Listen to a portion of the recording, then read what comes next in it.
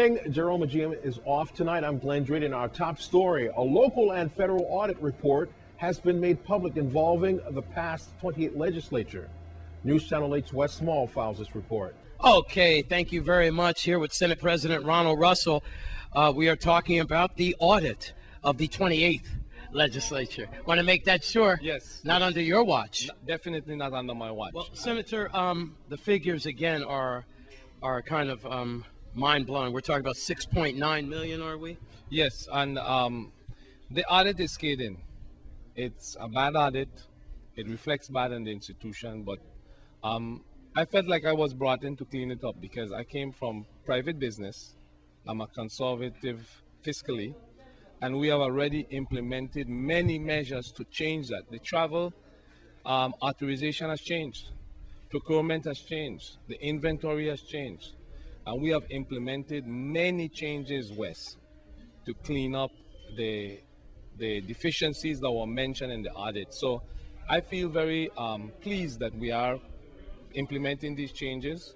And the audit reflected, the 28th, the 27th, and 26th legislature. I was not the president of the legislature in the 28th, and as the president now, we have implemented changes to clean that up. All right, well, your constituents and Channel 8 viewers would like to know the details? Yeah, the details and what will be the outcome? Are possible criminal charges? Could that possibly come about? Or will they be held accountable for some of the money? Will some of that money come back into the fund for the legislature? Well, first, let me say that senators will be held accountable. I've already wrote letters to former senators, to many senators, and we are in the process of completing whether senators might owe the legislature money. If they owe money, they have to pay it. What we are doing now is that the auditors West didn't go into storage for the 27th and 26th legislature.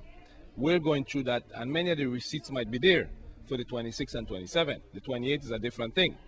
So we are going through that, and we'll have that completed. But in terms of the procurement, some of the spending, definitely that has changed. To travel now, you have to submit documentation. I review the documentation. The business office manager reviews the documentation. The business office manager gives an approval that there's money for that senator to spend. It comes to me to determine whether it's legislative purpose or not. If it's not a legislative purpose, we deny it. You can't travel. Well, it seems to me that you guys are adhering to that in this term because I don't see as many travel. Definitely not. Definitely not. And not as many traveling, not as many procurement for equipment and things that were not legislative purpose. We did an inventory to show what we have. We are cataloging everything. The new business office manager, I replaced the old one. We have a new one now that comes in with a whole new mandate. And she was here before, and she knows the exact runnings of the legislature and what should not be done and what should be done. So we have a good team in place to clean up all of what was done wrong in the 28th. And I must say that in cleaning it up, I think senators will be responsible. Okay. Once we send them a letter saying that they owe money, I think they'll return the money. I don't see a need to carry it to another level. The audit West was done to point out the mistakes of the legislature. I am here to put in place procedures and policies that won't allow that to happen again, to enforce it, and then if anybody owes money, to collect the money. Now let's get Senator Terrence Positive Nelson's point of view on this. What do you think about this situation? Well, it's quite unfortunate that we have to be facing this type of dilemma today. In particular, as you know, this audit really covers prior to the 29th legislature. I remember in the 28th legislature raising some concerns about one particular senator who was doing some extensive traveling. And I mentioned then at that time that we will all be here having to deal with that stain or that blemish which was left. And it's the proof is in the pudding right now. What we're seeing here in the legislature is an example of what's going on throughout government, where the government in general overspends for services, we overspend for certain commodities, and there doesn't seem to be much checks and balance as it relates to contract that may be let and the value of those contracts as it relates to real market price.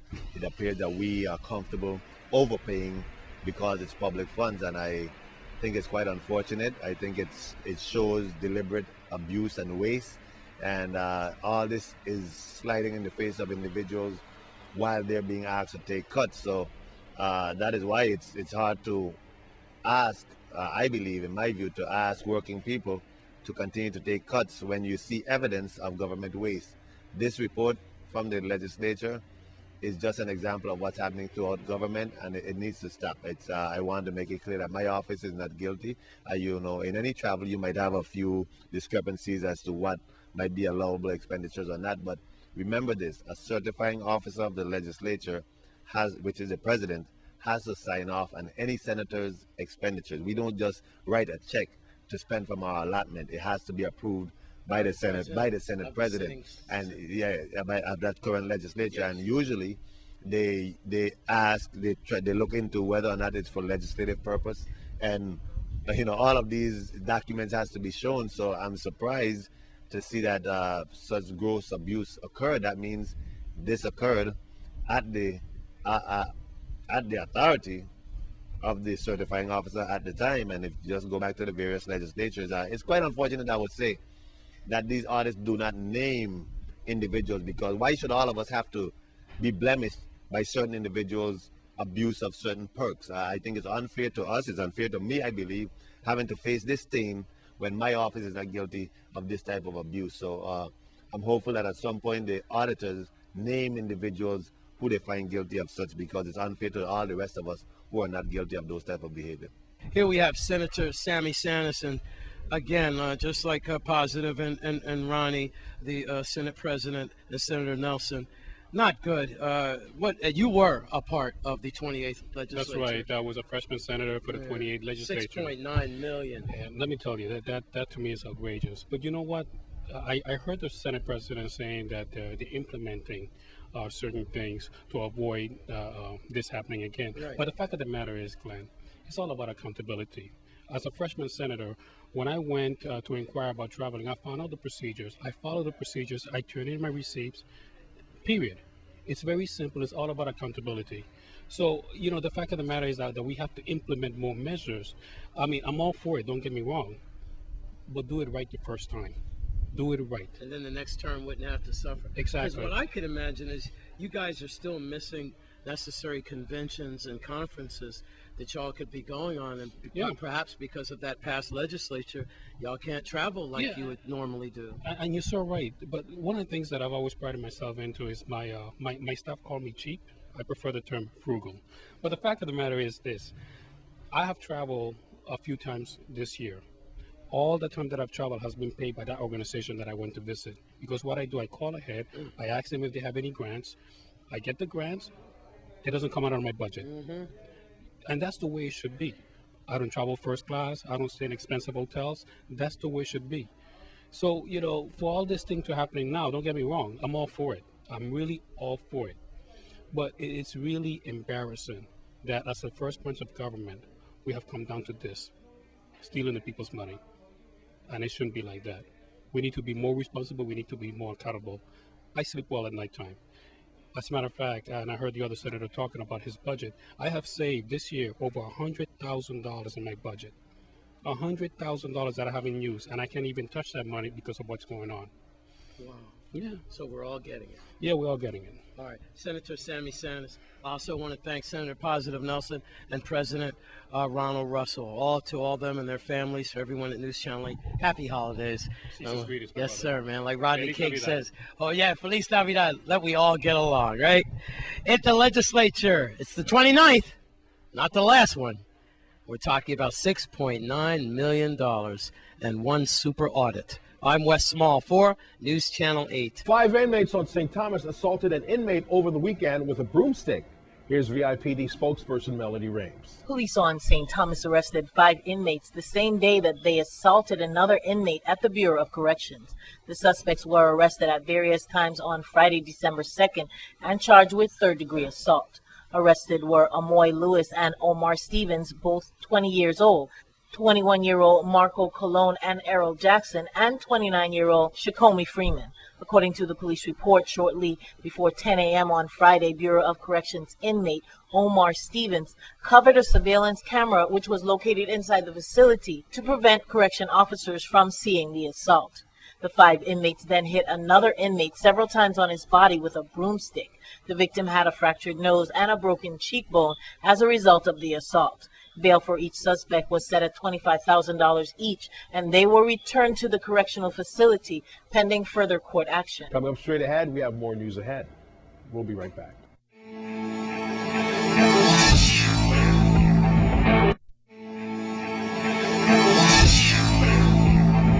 World-class top chef Orlando Santos came home to give it up to his alma mater, the St. Croix Educational Complex.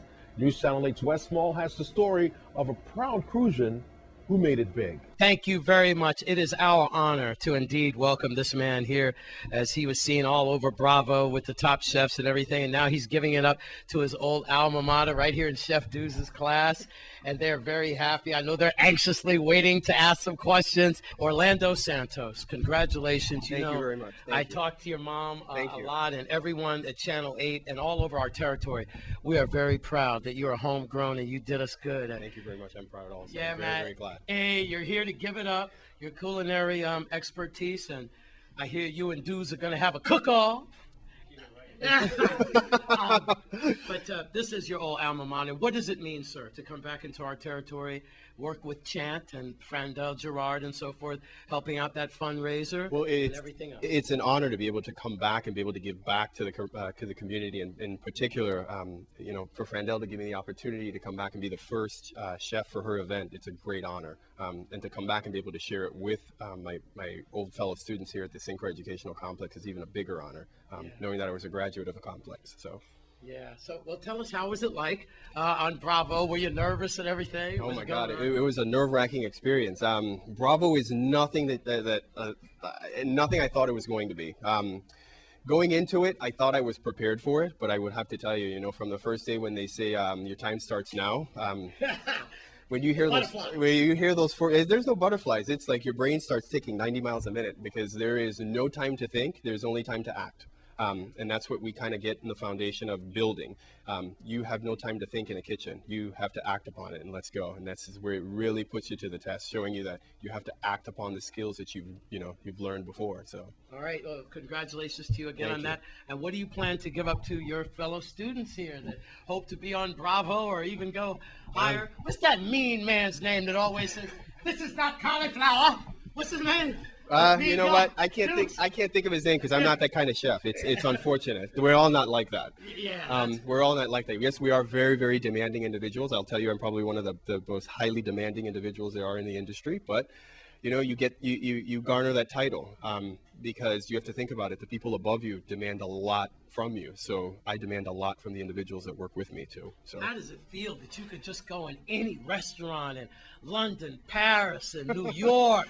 Man, where you can't even get a reservation, you can walk in there and say, "I am Chef Santos from St. Croix Crucian." It's a great feeling. You'll be surprised. People tend to. I've gotten that question before, but it's a great feeling because they want you to try their food. They want you to critique what they've done. They want to be able to share with you what they can create. They want to get your feedback, how they can improve themselves, because that's what I've always wanted throughout the course of my career. I wanted to be able to make myself better. So the individuals that helped me and they critiqued me along the way, they made me good. They made me the best chef that I'm at right now. So competitively, you've got I'm very, very competitive. A lot of people. I'm very competitive. I started off, I remember, even my time here in at the complex. And moving from here, when I went to Johnson & Wales, when I left Johnson & Wales, I went to go work for one of the most highly acclaimed master pastry chefs in the United States. He's one of 4 pastry chefs that were, got the title. And from there, it was just a big climbing experience. I've climbed to the point where I can have individuals and organizations such as Chant to ask me to come back to do events for them. So you didn't hesitate. I sure did not. Coming back to to the Virgin Islands, coming back to St. Croix in particular, and being able to give back to my community, it was a great opportunity. At the complex with a true homegrown hero, Miss Sun. West Small for News Channel 8. Well, we're counting down the festival, and of course, festival celebrations were in full effect at the Herbert Gregg home on St. Croix. Let's take a look.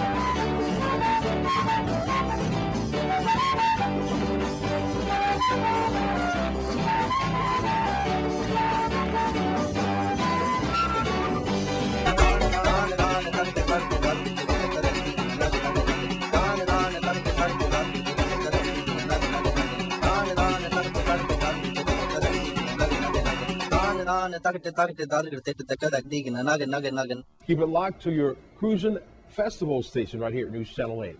Coming up straight ahead, we got some brothers who's going to Vegas to fight. We'll be right back.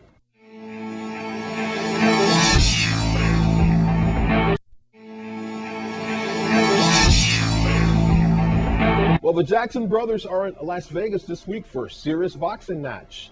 Let's take a look at the press conference they held this past weekend.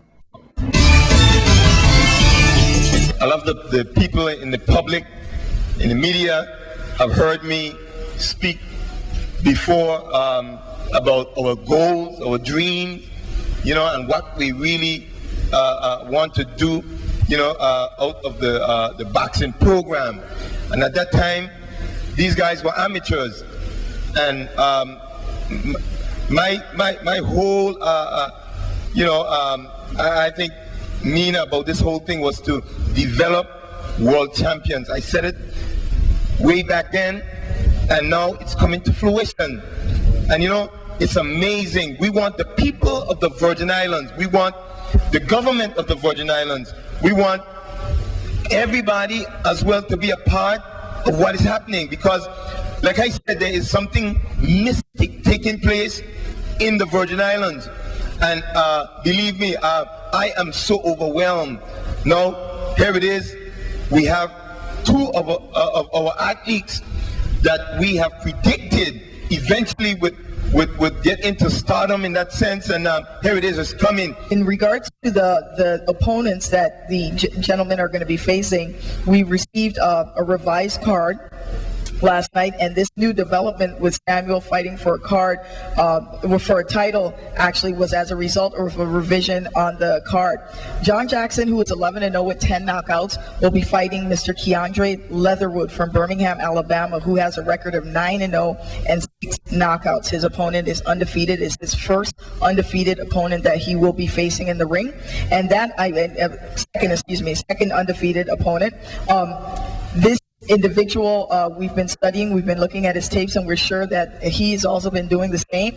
And we know that our fighter is apt to give him his first defeat on December 16th. Mr. Rogers, and it's not the neighborhood, Samuel is 10-0 with 5 knockouts. And this fighter is going to be Mr. Jamar Freeman out of Wilson, North Carolina, who has a record of 9-0 with 2 draws and 5 knockouts as well. So also an undefeated opponent. Being that this information is very new to us, we are going to be, of course, studying his tapes and getting ready. But quite frankly, our boxers train to fight anybody. And Julius is also going to be making the trip to Las Vegas with us in the event, because these cards change. One of the things I've learned about boxing, as with many other things, is very dynamic, very fluid. Things are moving. There's moving parts all the time. A fighter may be injured. Somebody may have to pull out of a card. Something may happen. And so Julius is making the trip with us in the event that a spot on the card becomes available, that he could also participate on the card. But he'll be there supporting his cousin and his brother. We are always training hard for every fight. As I say, we have the best sparring in the world here in the Virgin Islands, and you know, we're going to be ready for anything that comes. These 2 boys right here, I know, are always ready, mentally and physically and spiritually, and we can just do our best always, and we expect nothing less. And I know our coaches don't expect nothing less either, because they give us 100%, and we do our best to give them back 100%. First thing, I can't wait for everybody to see the 24/7 series, you know, because not everybody know what we go through in the gym, you know, to get us ready. You know, everybody see the finished product, you know, they see us in the ring looking good, but, you know, we go through a lot to get to that point. So, what?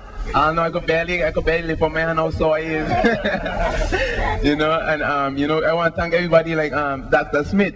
You know, I was by him this morning and all, you know, and, you know, I just want, you know, y'all to know that, you know, we're going to represent to the fullest, you know, we bring it back home.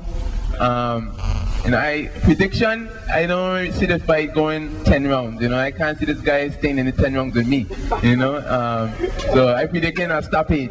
I just found out this morning that I fighting for a belt, so I'm lost for words right now, you know. I don't even know how to feel. But I just want to thank everybody for being there for us, you know what I'm saying, supporting us. And you know, we've been like what Julia said, we've been training hard in the gym, you know. You know what I'm saying? My body right now is like throbbing, you know what I'm saying? So when you got a chance, you know what I'm saying, come to the gym, check us out, check out the way we train, you know. And I know Uncle Bucci, Julian, David, Joey, Tony, everybody that's been there for us. I want to tell you, man, thank you now, right now, even before I win the belt. I want to tell y'all thank you now, because I am bringing this thing back home, for sure. And I want to say blessed love all the time to everybody who's been supporting us.